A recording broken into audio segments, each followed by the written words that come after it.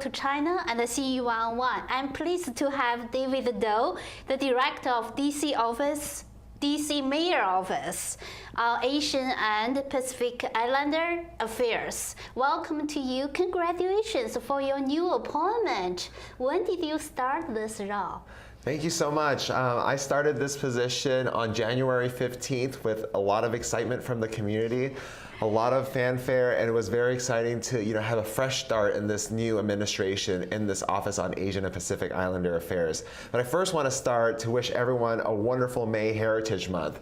Yesterday, or on May 1st, a couple days ago, Mayor Bowser actually proclaimed May as May Heritage Month. And so we've had a lot of events so far. We've introduced Fit and Fresh, yoga and taekwondo to communities across the river and underserved communities, and we're very excited to continue events throughout the month. And you can ask me that a little bit later if you like. I think you cover a lot of events, the service. I mean, how you decide the scopes you reach out. Yeah, well, one of the things that I wanted to do is reach all 8 wards. We haven't done that in the past, from ward. So traditionally, Chinatown is in Ward 2, but we also want to make sure that communities east of the river, the underserved communities in Ward 7 and 8, had an introduction to these arts, so yoga and taekwondo, so that they could see that, oh my gosh, it was really cool that I get to be a part of this community.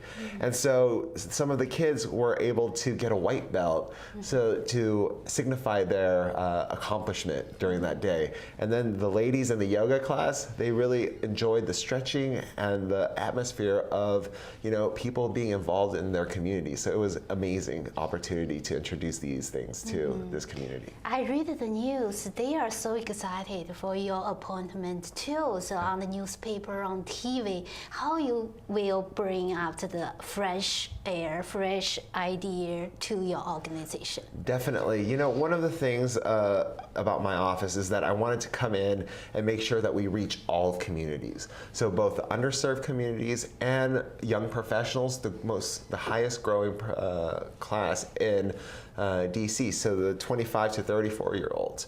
We wanted to target events to them. So we have an artist event, we have a lot of variety. And so one of the things I also want to do is reach out to the LGBT community. My office, I feel, has never done that before. And so we're working with the DC Center, with various organizations that really make sure that we improve the lives of AAPI LGBT residents as well as all residents across the district. This one I want to ask you. The LGBT movement kind of been long time then, but got very improved. Yes. So what is your comment on this is the long process? Yeah, so the LGBT movement in the District of Columbia has been forward moving. Starting with Mayor Fenty over almost, let's say here, over 4 years ago, we had marriage equality. And then today, we keep on going. So now in the Supreme Court, we have a case coming up, and hopefully it is a positive outcome for the LGBT gay marriage movement. How do you see they make this big change? Why? What is the central power? I think that American people are ready. I think they understand. Yeah, but the district residents have been ready for a long time, and we're very proud of our progressive nature in the District of Columbia. Okay, so what is the mission of this organization? Sure. The mission of the Office on Asian and Pacific Islander Affairs is to improve the quality of life of AAPI residents in the District of Columbia. So AAPI means Asian American and Pacific Islanders. We also want to make sure that we provide outreach and inclusion within this process.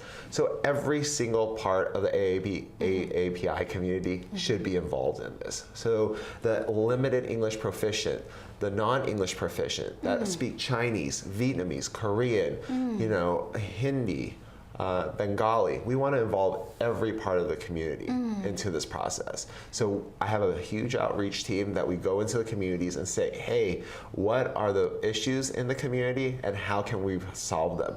From language access to housing to small businesses, we're all in it together, and we're going to move forward on making sure that AAPI residents have a great quality of life across the district. Oh wow, I mean, I'm so proud of you. I would read the newspaper, the language access, I think it really help people, whatever they do, business, education, they want to do a community service. Right. Did this program start with you or just you already have before? This program started with a law. It's the language access law that passed I think over 10 years ago last year. And so that last year was the 10th anniversary. And what each of our offices have between the Office of African Affairs, the Office of Latino Affairs, and the Office of Asian and Pacific Islander Affairs is a language access coordinator who really looks at where we have gaps and holes and how do we make sure that everyone who is limited English proficient or non-English proficient has the resources to access government resources and other resources as necessary. Can you give me a specific examples? Sure. So one of the things, in some cases, if we don't have something translated in English at, let's say, the Department of Consumer and Regulatory Affairs.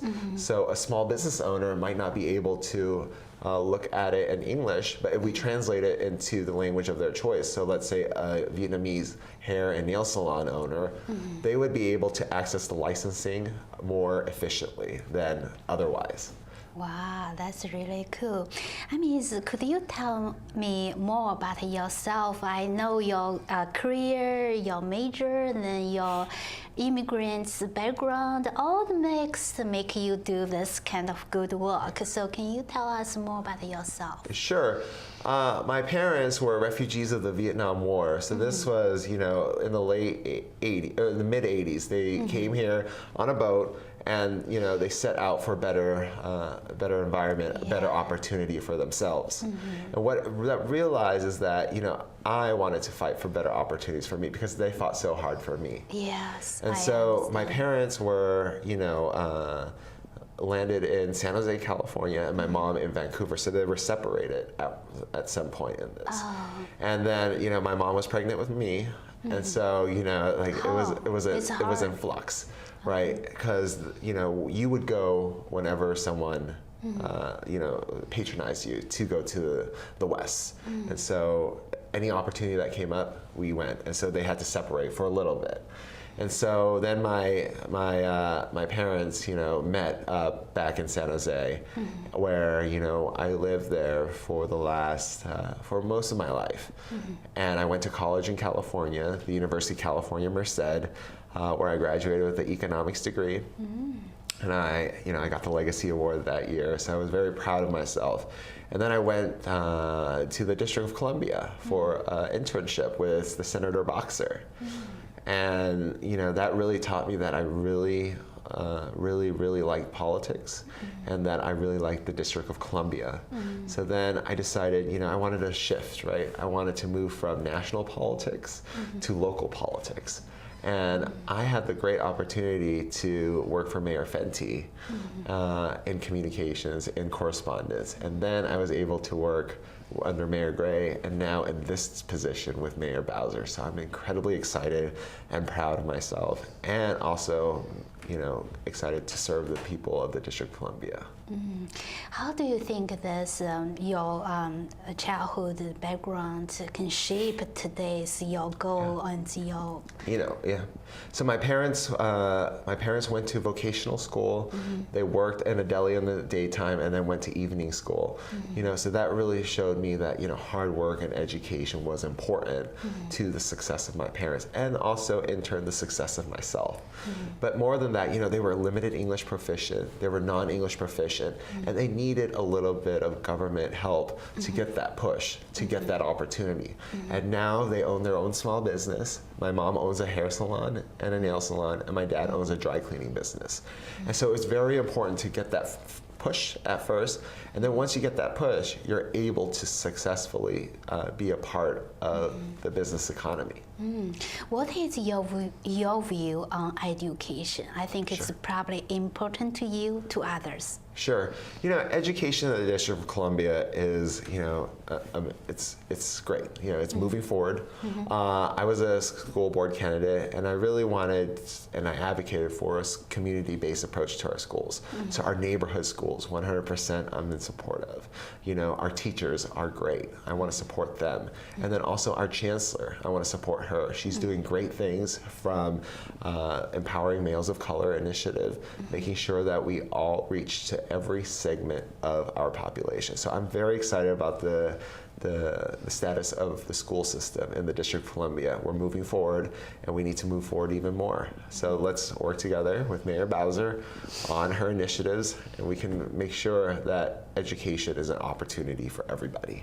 I know economy, it's your majors. Yes. How you put in this into your community? Sure. So, I love my small businesses outreach. I'm out there in all 8 wards because we have small businesses in all 8 wards, Asian American businesses, from Ward 1 to Ward 8. The last few weeks I've been spending some time in Ward 7 and 8 just talking to businesses. What do they need? Because they are the bones of our economy. They are what holds us up. And if they need any resources, from police to public safety to licensing to help with navigating the Department of Health, my office is there to help them navigate that. So, working with them to make it easier for them to be a business, to operate their business, and to streamline their business is incredibly important. So what did you find out? What I found out was that, sometimes there are issues of public safety. There are a lot of issues with regulations that they don't understand. And so, what we do is we work with them, and we work with the department who either cited them or either provides the licensing for that business, to be able to make sure that there's a desired good outcome for that process. I mean, so you're very active on the community engagement and the public service. What is your experience? Sure. I went to I went to graduate school up north at the University of Maryland. Go Terrapins. but more than that, my degree was in community planning. And so what that meant, similar to the president of the United States, Obama. Community organization, yeah. Organizing, yes, definitely. And so, during my degree, I actually went into communities to really understand them. So one of the biggest populations that I worked with were the aging population. I taught a class called Aging in America. And so planning for an aging community. And so what we found out was, so you understand the people, certain group, what they need most. Yeah, and what I wanted to do was introduce my students, my undergraduate students, to this population, to see what their needs are, to see where they live and how can we improve on that. And so I take that experience into the District of Columbia, where I have been a leader in community organizations. I created community organizations like the Ward 1 Education Collaborative. I work with the Northwest Columbia Heights Neighborhood Association, and I also am an active participant in the Parkview Beautification Crew. And recently, the teachers at Bruce Monroe at Parkview, which is an elementary school in my neighborhood, elected me as their representative for the principal selection committee. So being involved in the community is more than just picking up trash. It's more than just doing the great things that everyone does, but it's being actively involved, making the policy changes that you want to see in the future, where you want to see your neighborhood, and how can we move that forward together. Yeah, to help them solve the problem. Yes. Right. What do you find out, like you mentioned, to the aging group, what do you think they need most, especially in US? I think they are alone, nowhere to go. I don't know. Yeah. So in my office, the Office on Asian and Pacific Islander Affairs, the biggest thing that we deal with is housing. Housing has been a tremendous stress on, you know, a lot of elderly residents. They don't know where they live. They have limited mobility, and you know, they can't access to a lot of things. So being in the core of Chinatown is incredibly important to them. And so we're trying to make sure that if they want to stay where they live, that they're able to stay where they live. And so that's one of the biggest issues. The second biggest issue is probably language, and how they access the resources in the District of Columbia. So, you know, that we have a variety of programs, but if we don't have it in a language that people understand, they won't access the tools and the initiatives that they can improve their own quality of life. And so first and foremost, I'm trying to make sure that they have that language access into the programs that are helpful for them. Yeah, the language access is a very good program for them. Yes. What do you think? Do you have any idea help them to provide the houses, or how you solve this problem? So, you know, we have partnerships with DHCD, which is the DC Housing and Community Development Agency. We have opportunities with DHS, which is the Department of Human Services, to make sure that we end homelessness in our community, and we also provide permanent housing. Wow, that's to provide the shelters for homeless. Yes, group. from shelters to permanent housing. We always want to go towards permanent housing, and Mayor Bowser wants to end homelessness, so we're going to work on that together. So you have been involved in the multiple cultures and see many careers. So what is your passion? You found out already, right? Yeah, no. So, like as I mentioned, you know, one of my passions is to make sure that I work in the communities that I serve. And so the District of Columbia has become my home, my permanent home. I've owned my house for the last 5 years in the Parkview neighborhood of DC. I want to live here permanently, and I feel that if I can work here and, you know, do what I like, which is serve my community, you know, that is going to be rewarding enough. And so I want to continue that passion. I want to continue working not only for the mayor's office on Asian and Pacific Islander affairs, but work within my own personal community of Ward 1. What is your next goal? Oh, well, you know, right now, my goal is to make sure that, you know, we improve the quality of life of Asian American residents every single day.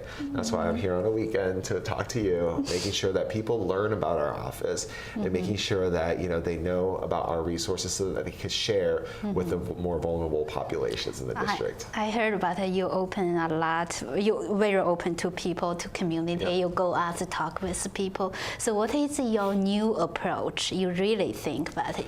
Yeah, moving on. You know, like I love a community-based approach. So I've held office hours in all 8 wards, and we have residents from all over the district come to our office hours. Oh. And it's not just Asian Americans, but other persons, other minorities. So you open 5 days a week, or just particular one day? So my office is open from 8:30 a.m.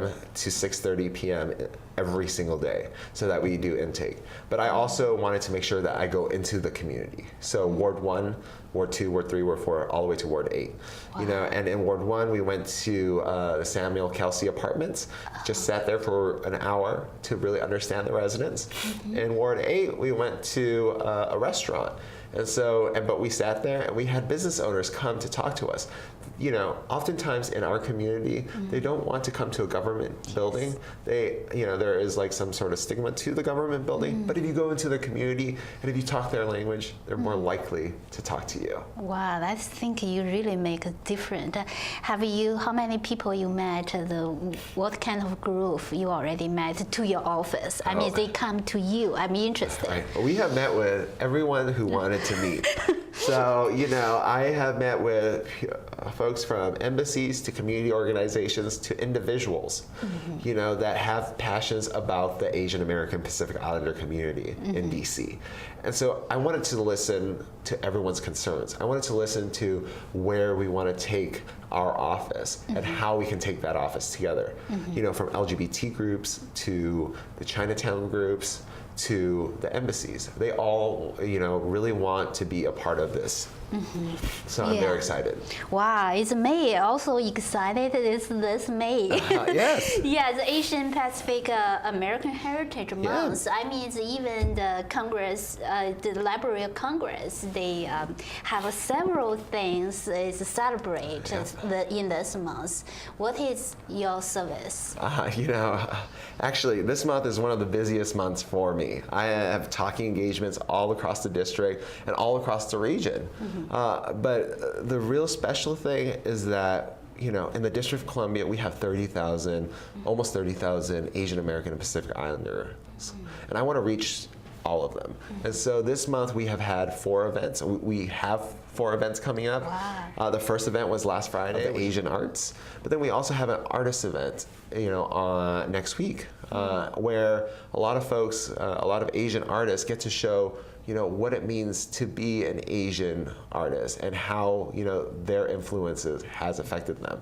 Later this month, we have 2 more events. We have an LGBT film screening. So it's called I Am, and it's really about the family atmosphere of coming out and how that is a part of, coming out as a gay or a lesbian or a transgendered person.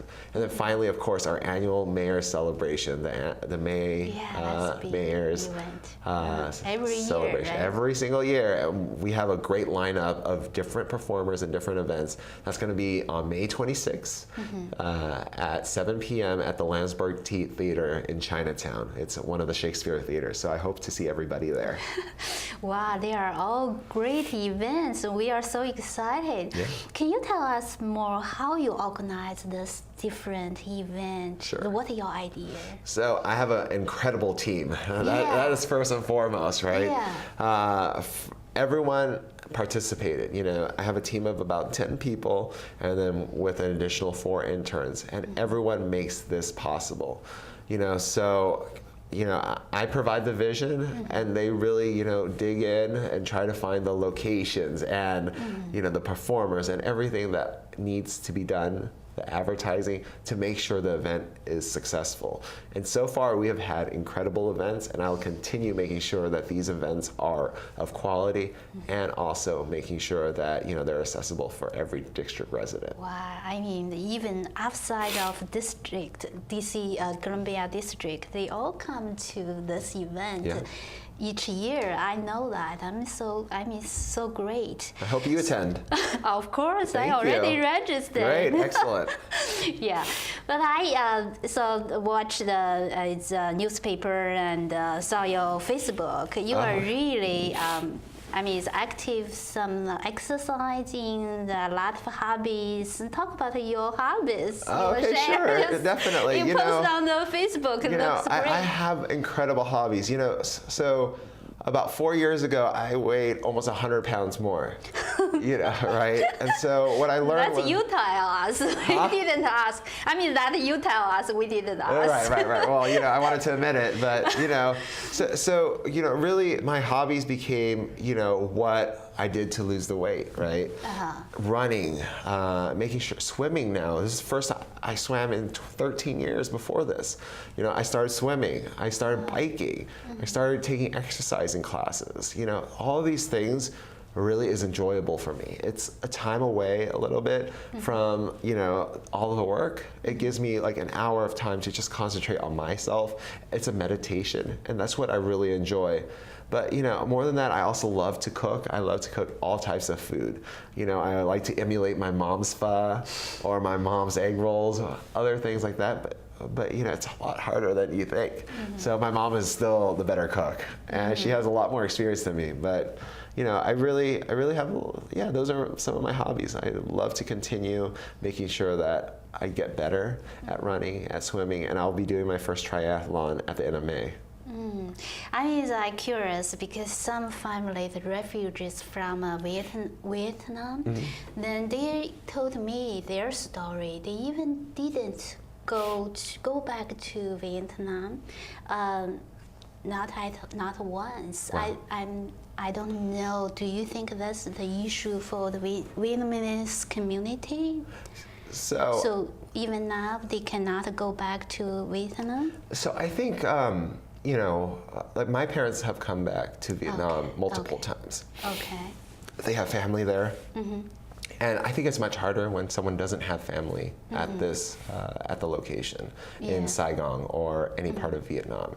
So we're lucky to still have family there, and we're lucky that that really the atmosphere that really was not conducive to to escaping has dissipated over time, and that it's a more welcoming environment for everybody now. Oh, okay. So do your parents tell you any story when they they left from Saigon and come to U.S.? Yeah, any stories?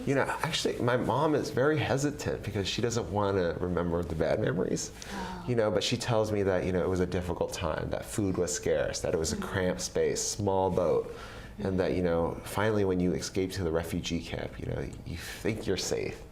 And then, but you're still not, because you're still trying to find sponsorship to go to the West. That's just another journey, and that's a longer journey than the boat. But it's cramped space. A lot of food. The ticket probably very expensive. It's very expensive. They talk about sticks of gold that they had to pay. And so that was what was happening at that time. And so it was a difficult time for my parents. It was a difficult time for my dad and my mom. And I'm very appreciative that they went through that to make sure that I had a better life. Do you think that time only rich people in Vietnam, they can come to U.S. or otherwise have to stay that area? Yeah, so that was one of the ways, And so if you couldn't do that, then, you would have to stay back, So there's a lot of people who didn't make it, who tried to, but couldn't do it, and so, or some people who returned back, and so it was a very difficult time for everybody, and if you could make it, you were very lucky. Have you anything like involved in the Vietnamese community? Yeah, definitely. I am an active participant in all of our communities. But with the Vietnamese community, we have outreach specialists in our office that really works with the Department of Human Services, because the Vietnamese is one of the more vulnerable populations in the district. They don't have the social or community structures like some of these other groups, like the Korean Americans and the Chinese Americans have. And so, we provide that support in my office, and I'm very proud of that. We just hired a new outreach specialist named Tim Wong, who will be starting actually tomorrow morning. And so, he'll be serving my liaison to my Vietnamese community. He speaks Vietnamese, and he's a fantastic person to be in this position. They do need help, especially in housing and language. Yeah, do you speak Vietnamese language I do speak Vietnamese, too? yes. That's your first language? That was my first language, and then so I was a ELL student, English as a second language. Really, you can't believe that. And now my my English is fantastic, right? And then my Vietnamese is a little bit more difficult. Yeah, I'm really, it's really enjoyable to have conversation with you. Thank you for sharing your personal story or your community service experience. Thank you so much for your time. Thank you for watching. We will see you next time. Bye-bye.